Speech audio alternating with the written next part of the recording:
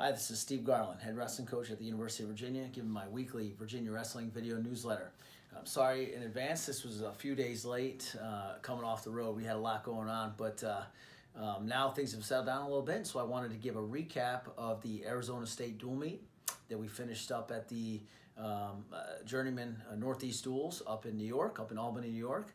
I'll talk about that event and then preview what we've got coming up. So first and foremost, we started off we had two duels up there in New York. We wrestled Long Island University first, and guys all looked great. That was a great way to start the event. A lot of bonus points. We shut them out. So, specifically, again, not focusing on more result in the score, but more about how they wrestled. For the most part, there's a lot of really good things that happened. And then that led us into a really big matchup with Arizona State. Arizona State's ranked top 10 in almost every ranking. They've got phenomenal guys on their team. Their heavyweight is ranked second in the country. Their 84-pounder, the number one ranked wrestler in America. And they've got ranked guys all the way on up and All-Americans scattered throughout their lineup. So big showdown for us. We beat them last year at Virginia Duels, so we knew that they would be hungry and ready to compete hard against us. And it's one of those dual meets where the score was not indicative of how close that dual meet was. The dual meet was really tightly contested at many of the bouts, and I'll go through that now. Starting at 125, Patrick McCormick, who actually gave up a bunch of takedowns early and was able to come back and cut that lead to 2 and had the momentum back, was really looking good. And then in the third period just did something really silly and gave up way too much time on riding time and ended up in on a single leg at the end. And didn't finish it. So his action items were really clear, but the cool thing about Patch was he was filling in for Jack Mueller, who was out of the lineup, and newsflash to everybody who's been reaching out, and the sky's not falling. The world is not coming to an end. Jack Mueller will be back, and he'll be back soon, and he'll be back at 125 pounds. So everybody can kind of chill out about that.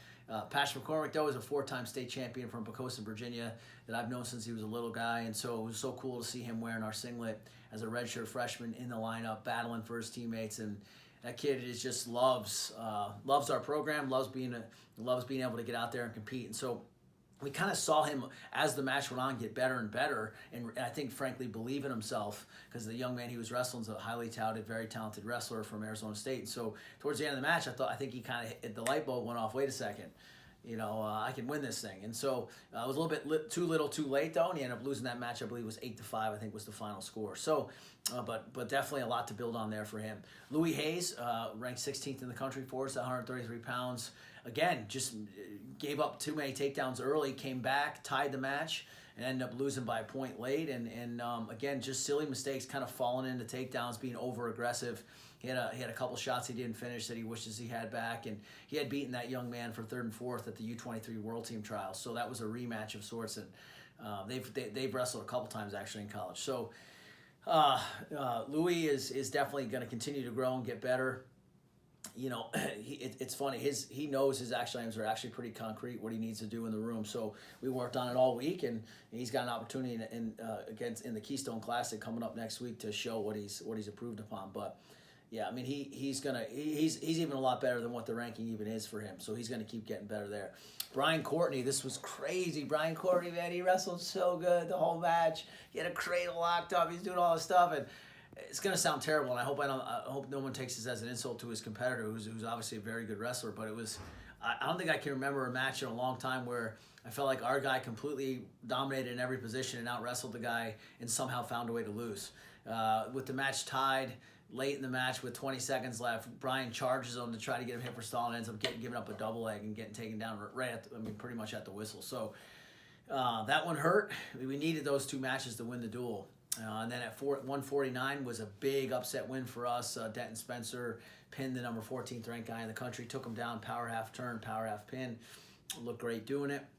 Denton Spencer's a guy that we've been talking a lot about in the offseason, transfer that we got from Gardner-Webb, who, again, I've known since he was a sophomore in high school. I did a camp down in Florida and Osceola and ended up meeting him down there. And it's amazing how God works and how things come back around where he ends up being right here with us. But that was awesome to see. That really got the ball rolling. And then Justin McCoy, highly touted redshirt freshman for us, knocks off the 11th ranked wrestler in the nation, avenged a loss from last year.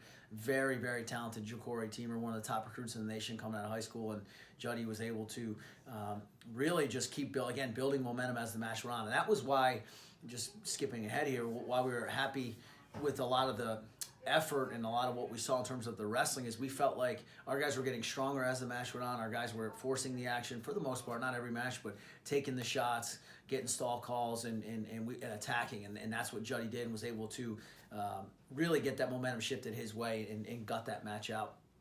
And then at the 165, Cam Coy was out with an injury. Again, God willing, he'll be back soon. I think he'll be back for Keystone. That's the plan at least. But he was out for that. And so Sam Martino stepped up for us and bumped all the way up to 165 and wrestled. And he wrestled one of the top guys in the nation, a returning All-American, and got beat. At 174, Vic Marcelli was taking on another top 10 ranked opponent as a redshirt freshman. So just a great opportunity for him. Really competed his heart out the first two periods and let it get away from him late. And he ended up losing 5-1 or 7-1, something like that. At 184, Tyler Love wrestled the #1 ranked guy in the country and got hit with a cradle and lost by fall. But again, just him getting out there and seeing that type of competition is going to help him down the road.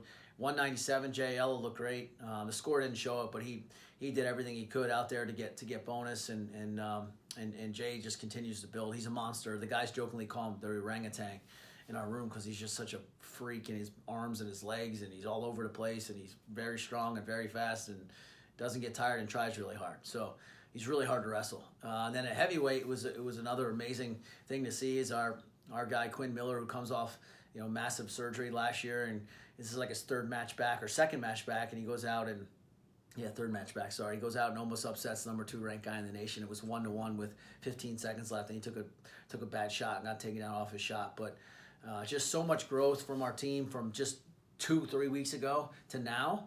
That's what you want to see. Again, process fixated goals. We're getting better every week. Our guys are really buying in. We're really excited about the way they're competing and about how tight our team is getting. And I really feel like Travis and Trent are doing a phenomenal job in the wrestling room of working on AOCs, areas of concentration, and things we need to fix. So just think we're in a really good place. And that said, moving into the weekend, what we have going on the next 2 weeks. I'm going to be taking a van full of guys, 5 guys down to the NC State Open this weekend to compete attached, and then we have like 15 or 16 guys competing unattached. So we'll have tons of guys wrestling this weekend at the Wolfpack Open in Raleigh, North Carolina State campus, and it'd be exciting to see our guys. I mean, some of these guys I haven't gotten a chance to watch yet because I've been so fixated on the 10 starters and the guys competing in the regular dual meets that I haven't gotten a chance to see these guys yet. So it'll be really nice for me to get eyes on the first years, and then also to work with our guys that aren't starters but that are obviously have big goals as well. So, that'll be a really good thing for us. Me and Trevor Paulson will be down there with them. And next week, big thing with the Keystone Classic, our first big tournament of the year at the University of Pennsylvania. So lots of good stuff going on. Also, we will be releasing the NLI signees very soon, and we'll be doing a full video on those commitments next week. So stay tuned for that, and go Hoos.